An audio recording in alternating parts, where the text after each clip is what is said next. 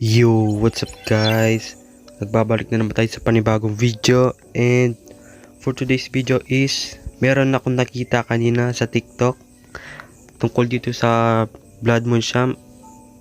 As you can see, 'di ba, walang stock yung Blood Owl. Kahit ano diyan, yung Mysterious Crate, walang stock, 'di ba? Pero pwede mo nyo pa rin siyang mabili kahit wala siya sa stock, at tuturuan ko kayo kung paano yun gawin.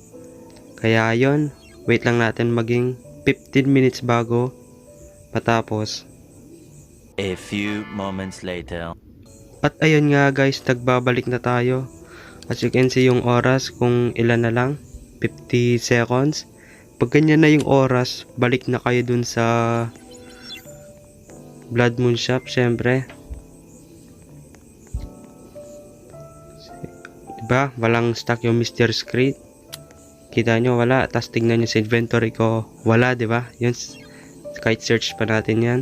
Gagawin nyo lang is, kung ano yung gusto nyo bilhin dyan, pindutin nyo lang. Yan, ako bibilin ko yung Mysterious Crate, okay?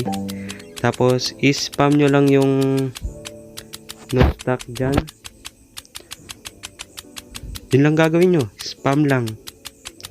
At dun nyo makikita pag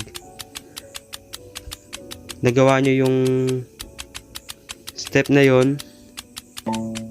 At pindot-pindot lang yung gagawin nyo dyan. Yun, nakita nyo, nabili natin, wala sa stock yun, ha.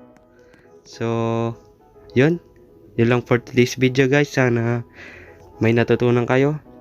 Peace out.